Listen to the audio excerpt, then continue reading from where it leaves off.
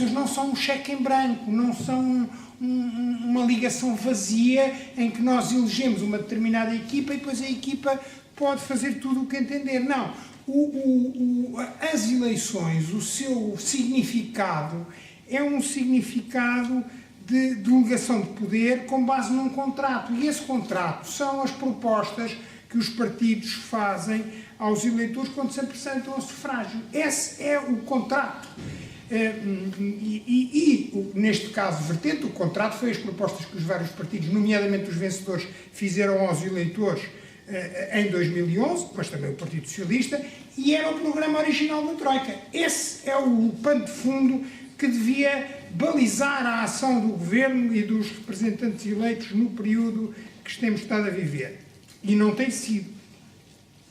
Nós chamamos a este vínculo contratual que as eleições representam a constituição material da democracia. Quer dizer, não está escrito na Constituição que os eleitos, uma vez eleitos, têm de cumprir rigorosamente o programa.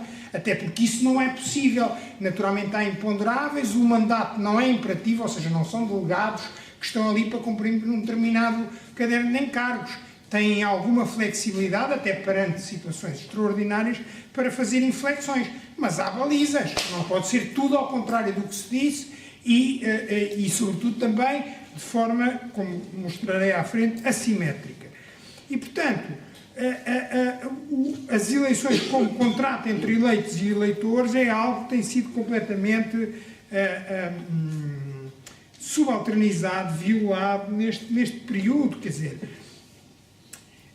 Basta dizer que o programa da Troika original de 2011, que foi aquele que enquadrou as escolhas dos eleitores, foi revisto não sei quantas vezes e de forma absolutamente significativa. E isso, desde logo, mudou tudo, quer dizer, foi feita uma série de coisas que não estavam previstas e de enorme gravidade, não é? Além disso, se é certo que nós sabíamos havia determinados sinais do que pretendia o PSD quando foi a votos, e aliás lembremos o projeto de revisão da Constituição, ainda no ano de 2010, e o que comportava em termos de Estado Social e de desregulação do mercado de trabalho, o célebre fim da cláusula do despedimento por justa causa, havia esses sinais. Mas a verdade é que nas eleições de 2011, no contexto da assinatura do programa da Troika e depois na campanha, houve uma série de compromissos que foram claramente assumidos pelo partido vencedor e pelo CDS também, e pelo seu líder, que é hoje o primeiro-ministro, o líder do PSD, não cortar salários, não cortar pensões, não despedir funcionários. Eu recordo que o que estava no programa original da Troika era congelar salários na função pública, reduções graduais faseadas de efetivos na função pública. Pensões também era congelamentos, não era estes cortes. Isto era o programa original da Troika e era o compromisso do partido vencedor. Mas também podíamos dizer não aumentar o IVA, podíamos dizer uma série de outras coisas. E, portanto, tudo isso tem sido violado. Mas podia-se dizer assim, bom, de facto, o estado de emergência obrigou a isto. Bom, em primeiro lugar, nós perguntámos aos eleitores se eles achavam isso. Quer dizer, fizemos um inquérito no final de 2012 e perguntámos, dizemos, será que pensam acham que perante as situações extraordinárias que estamos a viver, a violação de promessas eleitorais que têm acontecido, isto é um dado de facto, quer dizer, basta só fazer uma enumeração, é só quantas quiserem e as pessoas sabem. Se acham que isso é justificável tendo em conta a situação extraordinária do país. Bom, a resposta meio esmagadora, na ordem dos 70%, 80%, é que essa violação não é justificável. E mesmo no eleitorado que ainda assumia que tinha votado nos partidos de direita, essa orientação também era esmagadora, ou seja, a violação de compromissos não era justificável. E, de facto, e agora aqui passo para o segundo ponto da nossa crise da democracia, e, de facto, se fosse apenas uma situação de emergência que justificasse esta violação de compromissos eleitorais, ela não era, como foi, altamente assimétrica. O Pacheco Pereira disse o que é que foi aplicado logo. Foi a desregulação laboral, foi as privatizações, isso tem sido feito com todo o gás.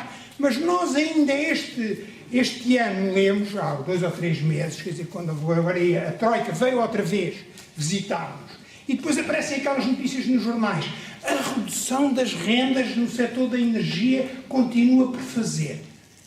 Bem, mas eu podia multiplicar os exemplos das rendas das parcerias público-privadas, o facto de o número de milionários neste período de crise ter aumentado significativamente, o facto de os impostos subiram em todas as frentes, menos no IRC, o facto, por exemplo, houve cortes de pensões que estavam a ser propostos antes das decisões do Tribunal Constitucional, atingiam o setor público e as pessoas da Segurança Social, e da Caixa Geral de Apresentações e da Segurança Social, mas deixavam de fora, por exemplo, os fundos de pensões privados.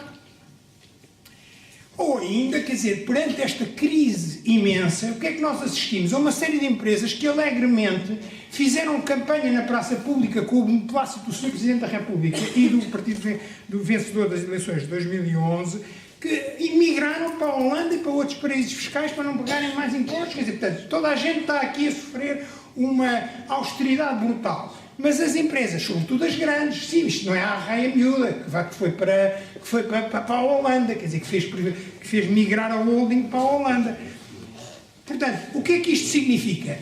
Que a austeridade tem sido altamente assimétrica. Ou seja, se ela é assimétrica, ou seja, se há um estado de emergência, se há um estado de exceção, e é preciso aplicar medidas extraordinárias, nomeadamente violando as promessas, então porquê é que elas só se viola para uns casos e não se viola para outros?